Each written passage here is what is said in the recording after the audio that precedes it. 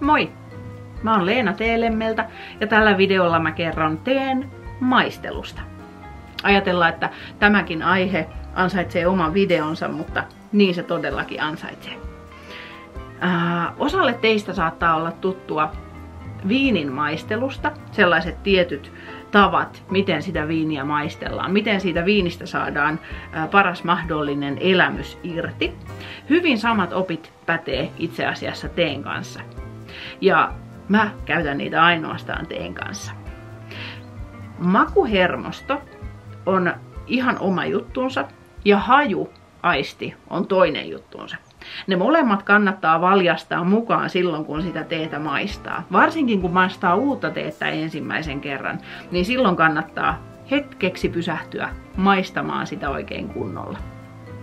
Eli suussahan on makureseptoreita kielessä, sitten niitä on tuolla suun katolla ja sitten niitä on kurkussa. Ja myös hajuaisti vie osansa aivoille siitä makuelämyksestä. Eli kannattaa valjastaa molemmat mukaan. Se, miten ne valjastetaan mukaan, se on tuttua sieltä viinin maailmasta.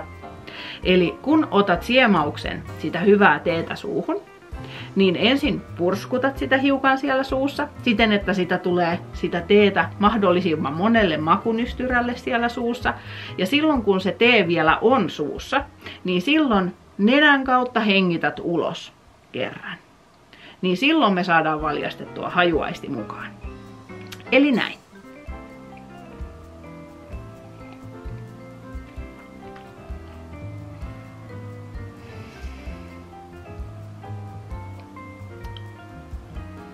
Ja sit saa nielasta. Se ihan todella toimii. Suosittelen kokeilemaan. Tee on sellainen maailma, että siellä on ihan valtavasti eri makuvariaatioita. Voisi sanoa, että ihan samassakin teelaadussa on ihan laidasta laitaan niitä makuvariaatioita. Ja tää on maailma, mihin voi sukeltaa vaikka kuinka syvälle. Sieltä löytyy aivan upeita makuelämyksiä eri teelaatujen parista. Ja suosittelen, että kun lähdet tutustumaan näihin laadukkaisiin irtolehtiteihin, vaikkapa osoitteessa www.teelempi.fi, niin maista niitä ainakin kerran tällä ajatuksella. Ja sitten on helpompi taas verrata, kun maistat sitä seuraavaa, että mitä eroja tässä on. Mistä mä tykkään eniten? Millainen se mun oma maku on, joka sekin voi muuten vuosien varrella muuttua. Mulla on tässä tätä meidän omaa metsäsekoitusta, mun omaa lempparia. Tästä esimerkiksi löytyy ihan mahtavat sävyt ja vivahteet, kun tätä maistaa oikein sillä ajatuksella. Todella hyvä on ihan, vaikka maistelisi ihan ilmankin ajatusta. Eli suosittelen lämpimästi maistamaan. Ja sellainen vinkki vielä. Kun maistat teetä tällä ajatuksella, niin laita vielä silmät kiinni.